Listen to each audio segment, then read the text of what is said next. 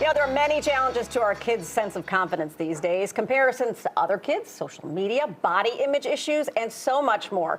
It's up to us to build healthy confidence in them. And Dr. John Duffy joins us now to share how we can build up our children's self-worth. I guess with me having such young children, I wonder at what point do I have to start worrying about whether their self-confidence is taking a hit?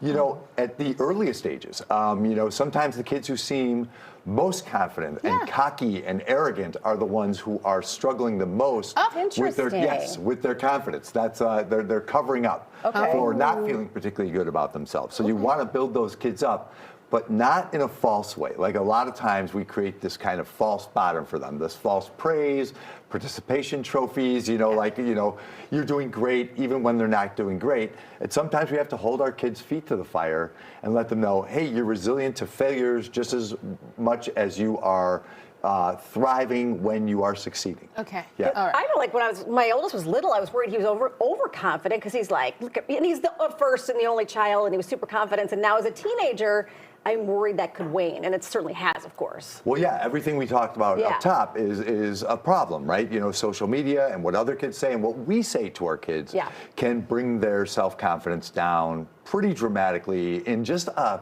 throwaway statement or two. It's pretty simple to do, unfortunately. They're pretty fragile. Really? So I know as parents, we never want to see our children hurt, disappointed, nothing. But is it best to sometimes let them fail? Yes. Yes, Tanya.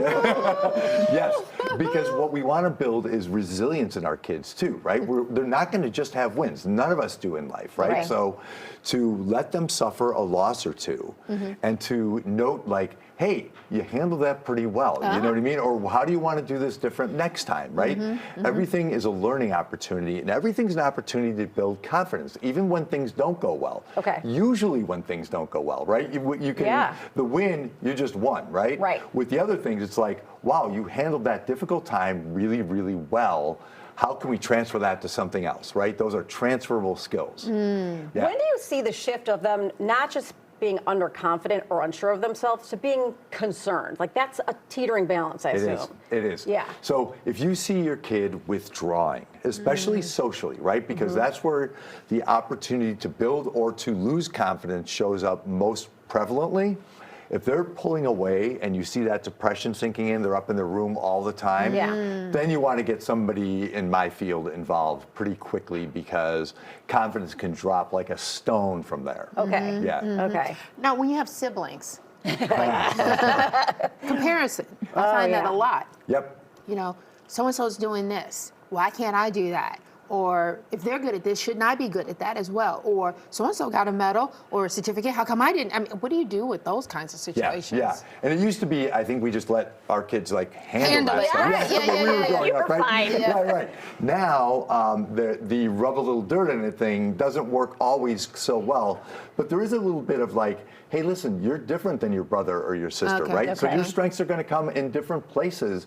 So your job is to applaud them when they do well. We're gonna support them, and they're gonna support you when you do well. And when you're struggling, we're gonna all lift each other up. All right. It's hard, I feel like, to do this with like Tanya and my little guys, right? They're little, and so now I have identical twins, so it's a little bit of a different situation. But it'll be like, you always yell at him, you always yell at me, you never yell at him. But then when you try to reason with them, they're shutting down and not even listening to what you're saying. So how do you get that through to them? Well, so you want to have a conversation away from that conflict and let them know, hey, listen, I love you guys. You guys are great and good enough as you are, but there might be 50 things we need to change, right? The fact that you're good enough, the fact that you have my unconditional regard, and I love you no matter what, doesn't mean there aren't things where we need to improve in a bunch of different areas, and you probably have different areas to improve in. So these comparisons you make to one another, you know, I wouldn't get too deeply involved in it. You know? So this is something I struggle with because it's one of those situations where I really want to say, I told you. I told you this would happen. I told you not to do that. This is what happens when you don't listen to me or your dad or whatever. Kind of like, okay, so I know that's not helpful. What can we do? But we still want to stress to them, like, we're trying to help you. When we talk to you and we give you this advice, we're trying to help you. So how do you say that without saying, I told you so? Great question, right? So instead of saying, I told you so, take a step back and make it about them.